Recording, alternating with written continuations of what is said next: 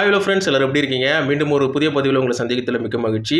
So இன்னைக்கான வீடியோவில் நம்ம எதை பற்றி பார்க்க போகிறோம்னா, மோட்டோரோலா பார்த்தீங்கன்னா மோட்டோரோலா G84 ஒரு புதுசாக ஒரு 5G ஃபோனை வந்து செப்டம்பர் 1 லான்ச் பண்ண போகிறதா அறிவிச்சிருக்காங்க. ஸோ இந்த ஃபோன் வந்து இதுக்கு முன்னாடி லான்ச் ஆன G82 உடைய ஒரு அப்கிரேட் வெர்ஷனாக வந்து இருக்கும்னு சொல்கிறாங்க. ஸோ இதோட ஸ்பெக்ஸ் எல்லாம் வந்து இப்போ கொடுத்துருக்காங்க. ஸோ எந்த மாதிரியான ஸ்பெக்ஸ் இதை வரப்போகுது, ஸோ ஓவரால் இதோட ஸ்பெக்ஸ் நல்லா இருக்கா, யாராவது மோட்டோரோலா ஃபேன்ஸ்லாம் இருந்தீங்கன்னா இந்த ஃபோன் வந்து நீங்கள் வாங்கலாமா, ஸோ இந்த ஃபோனுக்காக நீ வெயிட் பண்ணலாமான்றதை பற்றி தான் இந்த வீடியோவில் பார்க்க போகிறோம். நம்ம சேனலுக்கு யாராவது புதுசாக இருந்தீங்கன்னா மறக்காமல் சப்ஸ்கிரைப் பண்ணி சப்போர்ட் பண்ணிக்கோங்க. வாங்க வீடியோக்குள்ளே போகலாம். ஸோ இதில் மெயினாக ப்ராசஸர்லேருந்து ஆரம்பிக்கிறாங்க. இதோடைய ப்ராசஸர் பார்த்தீங்கன்னா ஸ்னாப்டிராகன் 695 ப்ராசஸர் தான் கொடுத்துருக்காங்க. ஸோ ஸ்னாப்டிராகன் 695 பார்த்தீங்கன்னா ஆல்ரெடி நிறைய மொபைலில் நம்ம பார்த்துருக்கோம். இந்த மொபைலில் புதுசாக ஒரு மோட்டோரோலா மொபைல் லான்ச் பண்ண போகிறாங்க அப்படின்ட்டு ஒரு பெரிய எதிர்பார்ப்பு இருக்கும்போது இந்த ஸ்னாப்டிராகன் 695 இதில் வரப்போகுது அப்படின்னு தெரிஞ்ச உடனே இந்த ஃபோனை பற்றி என்ன சொல்கிறது அப்படின்ற மாதிரி தான் இருந்தது.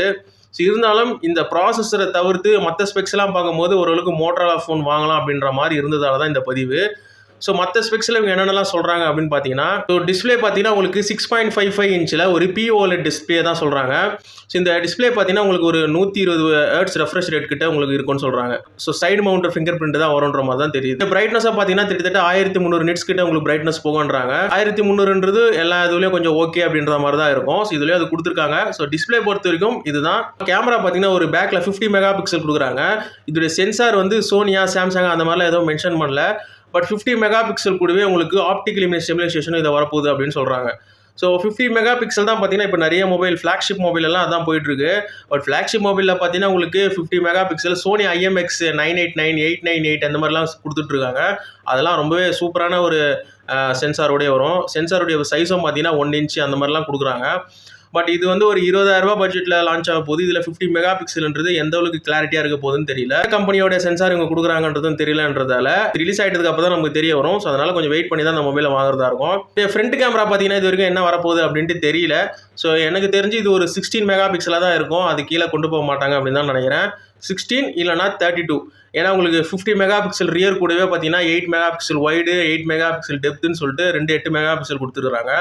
ஸோ கேமரா ஓரளவுக்கு நல்லா இருக்கிற மாதிரி தான் இருக்குது. ஏன்னா அந்த 2 mega pixel depth camera, 2 mega pixel micro camera அப்படி இப்படின்னு சொல்லிட்டுலாம் கொடுப்பாங்க.